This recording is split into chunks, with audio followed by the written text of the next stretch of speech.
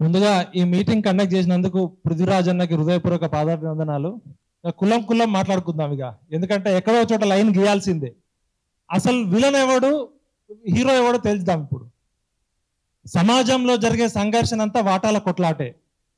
ఆదిమ మానవ నుంచి నేటి వరకు భవిష్యత్తులో వాటాల కొట్లాట జరగనంత వరకు ఒక అమ్మకి 3 కొడుకులు ఉంటే చాక్లెట్ కోసం ఎట్లా కొట్లాడుకుంటారో, సింపుల్ గా మా నాన్నకి 3 అన్నదమ్ములు ఉంటే ముగ్గురికి 3 10 ఎకరాలు మా తాత ఇచ్చిండు.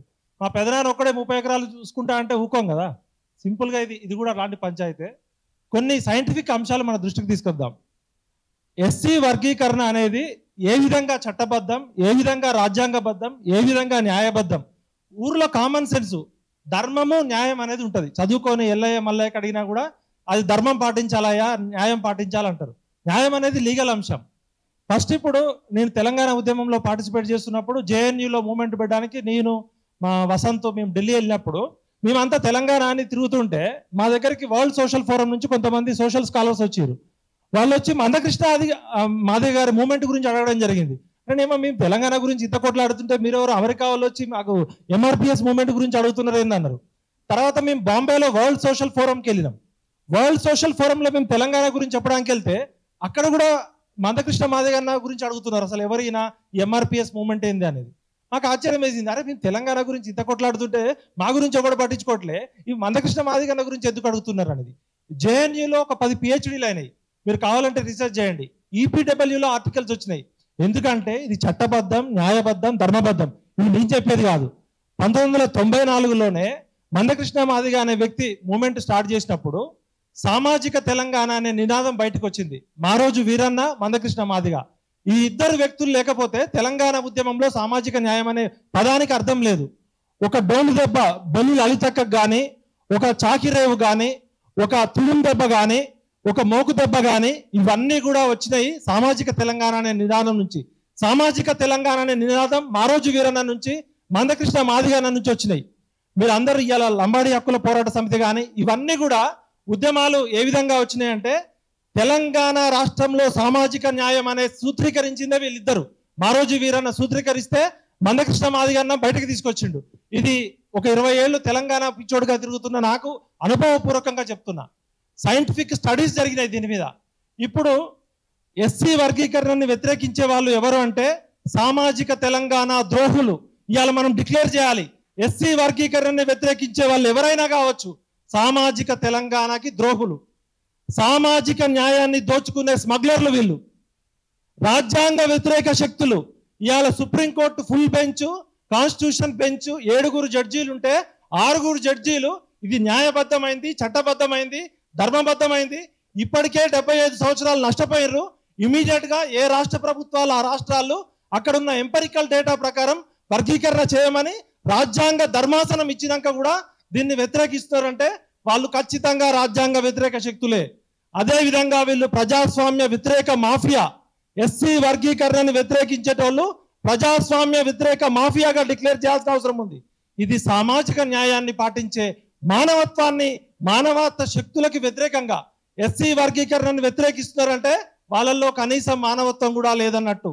ఇప్పటికే 75 సంవత్సరాలు మాదిగ ఉపకులాలు, దాదాపు ఎస్సీలలో 59 కులాలు ఉంటే కేవలం మాదిగ మాత్రమే మనందరికీ తెలుసు.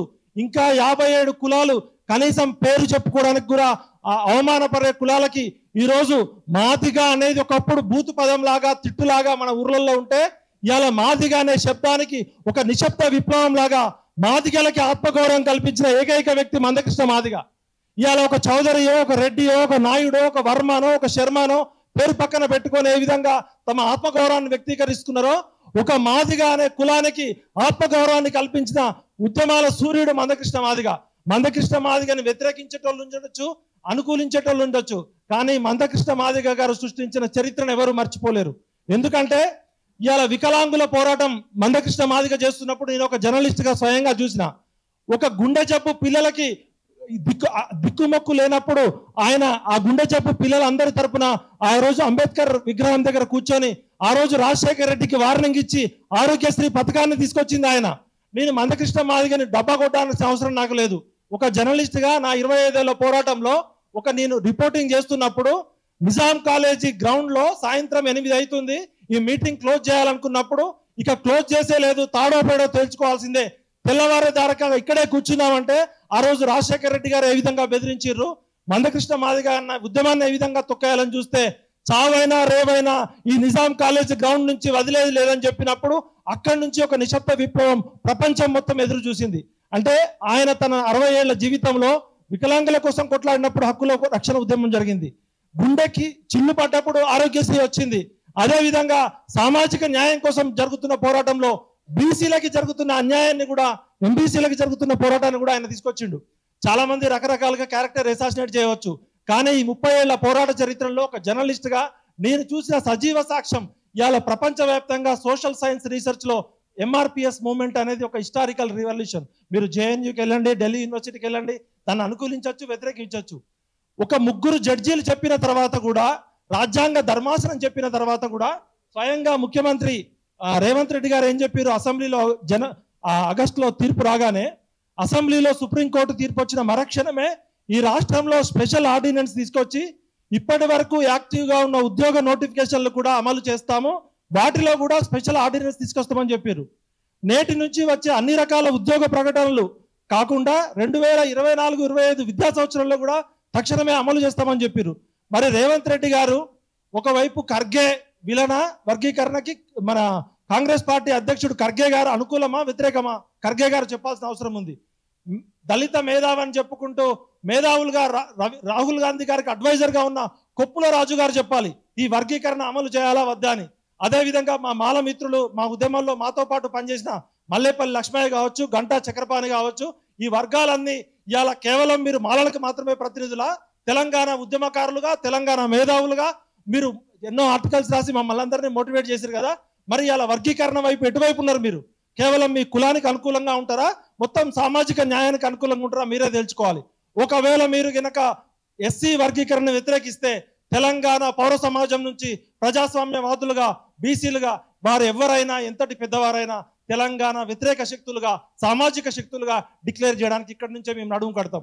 ఇవాళ పృథ్వన్న పెట్టిన మీటింగ్ ఇది కేవలం మాదిగల కోసమే కాదు, సామాజిక తెలంగాణ కోసం ఇది మరొక చరిత్రాత్మక మీటింగ్ కావాలి. కేవలం మాదిగలకు మాత్రమే అన్యాయం జరగట్లే, ఎస్టీలలో కూడా వర్గీకరణ జరగాలి, మాదిగ ఉపకులాలు 57 మందికి న్యాయం జరగాలి. కాబట్టి మోహరించిన సైన్యాలనైనా ఆపవచ్చు, ముహూర్తం ఆసనమైన ఆలోచనలు ఎవరూ ఆపలేరు. ఈ రోజు మెయిన్ స్ట్రీమ్ మీడియా కూడా తేల్చుకోవాలి. ఎస్సీ వర్గీకరణకి మీరు ఈనాడు కావచ్చు, ఆంధ్రజ్యోతి కావచ్చు, ఈ 30 శాటిలైట్ ఛానల్స్ కావచ్చు, మీరు మాదిగ వర్గీకరణను వ్యతిరేకిస్తే మేము మీ మీడియాను కూడా వ్యతిరేకిస్తామని ఓపెన్ గా చెప్తున్నాం. గతంలో మందకృష్ణ మాదిగన్న మెయిన్ స్ట్రీమ్ మీడియాకు కూడా వార్నింగ్ ఇచ్చిన సందర్భం గుర్తుంది. ఒక పోరాటంలో ధర్మము, న్యాయము, నిజాయితీ ఉంటే ఎలాంటి శక్తులైనా వ్యతిరేకించవచ్చు. మందకృష్ణ మాదిగన్న చేయాల్సిన పోరాటం చేసిండు, ఒక రాజ్యాంగ ధర్మాసనం ఇచ్చింది, ఒక ప్రధానమంత్రి ఇచ్చిండు, ఇంకా ఎవరు చేయాలి? ఇంకెంతకాలం పోరాటం చేయాలి? అంటే సుప్రీంకోర్టు తీర్పు ఇచ్చినా మీరు అమలు చేయరు, స్వయంగా ప్రధానమంత్రి చెప్పినా అమలు చేయరు. అంటే మీరు మాఫియానా లేకపోతే మీరు మేధావులా తేల్చుకోవాల్సిన సందర్భం అవసరం ఉంది. తెలంగాణ పౌర సమాజం అంతా మీ వెనుక ఉంది అన్న. కేవలం తెలంగాణనే కాదు, మొత్తం భారతదేశంలో సామాజిక న్యాయం పాటించే అనుకూల శక్తులందరూ కూడా ఎస్సీ వర్గీకరణకి అనుకూలించాల్సిందే. లేకపోతే మనం మనుషులం కాదు, మనం మానవత్వం ఉండోళ్ళం కాదు. రాజ్యాంగ ప్రవేశిక పీఠికలో ఏదైతే అంబేద్కర్ ఆ రోజు ఇచ్చిండో, ఈ రోజు దళితులు అని చెప్పుకుంటున్న దళిత మేధావులారా, మీరు 15% ఉన్న రిజర్వేషన్ల కోసం కొట్లాడుకుంటారా? మీ జనాభా పెరిగి 20 నుంచి 23% పోతే మీరు అందరూ ఏకమై మీకు రావాల్సిన వాటా కోసం సాధిస్తారా? అంబేద్కర్ కనుక బతుకుంటే మిమ్మల్ని చూసి సిగ్గుపడేవాడు. ఏ స్ఫూర్తితోటి అంబేద్కర్ రాజ్యాంగాన్ని రచిస్తే మీరు అగ్రవర్ణ శత్రువులు, మాఫియాకి వ్యతిరేకంగా కొట్లాడాల్సిన మీలో మీరు కొట్లాడుకుంటే మీరు ఏ విధంగా మేధావులు అవుతారు? కాబట్టి దళిత సమాజానికి నేను ఒక బీసీ తెలంగాణ వాదిగా నేను చెప్తున్నా, ఫస్ట్ మీరు అందరూ వర్గీకరణ అనుకూలిస్తారు, కలిసి నిలవండి, కలిసి గెలవండి, నిలిస్తే గెలుస్తారు, గెలిస్తే నిలుస్తారు. కాబట్టి విడిపోయి పడిపోయి ఓడిపోవద్దు. తమ్ముళ్ళకి ఇవ్వాల్సిన వాటా తమ్ముళ్ళకి ఇవ్వాల్సిందే, మాదిగ ఉపకులాలకి రావాల్సిన దక్కాల్సిందే అని చెప్తూ నాకు ఈ అవకాశం కల్పించిన పృథ్వన్నకి మనస్ఫూర్తిగా అభినందన చెప్తూ, మందకృష్ణ మాదిగన్న చేయాల్సిన ఉద్యమం అయిపోయింది. ఇప్పుడు తెలంగాణ పౌర సమాజం కానీ, భారత కేంద్ర ప్రభుత్వం కానీ, రాష్ట్ర ప్రభుత్వం కానీ ఆ చట్టాలని, ఆ సుప్రీంకోర్టు తీర్పుని అమలు చేయాల్సిన బాధ్యత పాలకుల మీద ఉంది. లేకపోతే వెలమదొరబై రెడ్డిదొరబై కమ్మదొర వచ్చి 3 కులాలు 3 కుటుంబాలు కాదు.